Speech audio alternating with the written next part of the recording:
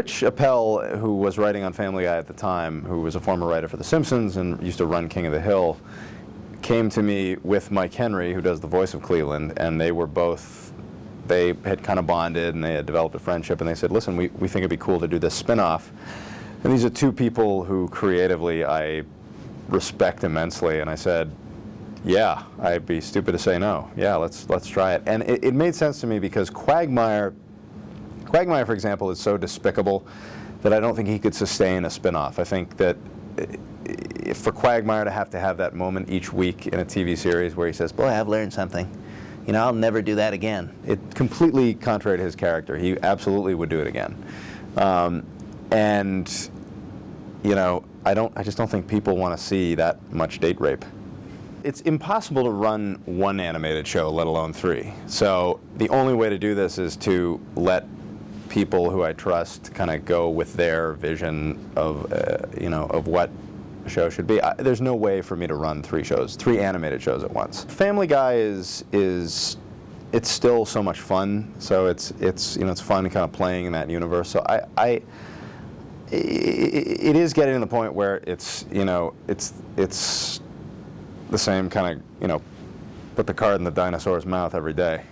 So it would be nice to kind of mix it up a little bit in some way, but I don't really ever get tired of Family Guy.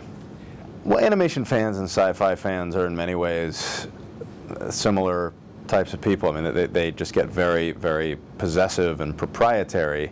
They almost feel like, if something happens on the show that they don't like, they have the attitude of, no, you can't do that. This is our show, and we say this is wrong, which is kind of what you want. I mean, that's a sign that you've really got people giving enough of a shit about your characters that, they can reach the point where they get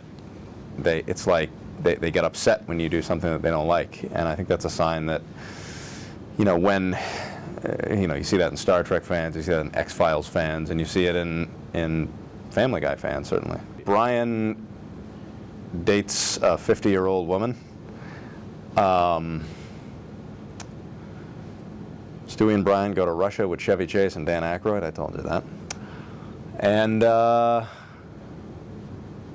Lois discovers that her heritage is not what she thought it was. We do want to do it, and we will do it at some point. It's just, it's time. We in the past 6 months started talking seriously about it, so my hope is that we'll get it going within the next year, but it's just doing the show is a 7-day-a-week process, and finding the time to squeeze in a movie is, I don't know how we're going to do it, but we'll figure it out. Do you know what it is? I have an idea of what it's going to be, yeah. Yeah, it's definitely something that you could not do on the show, which to me is the only reason to do a movie. Will there be nudity and obscenities? Yeah, oh yeah. Yeah.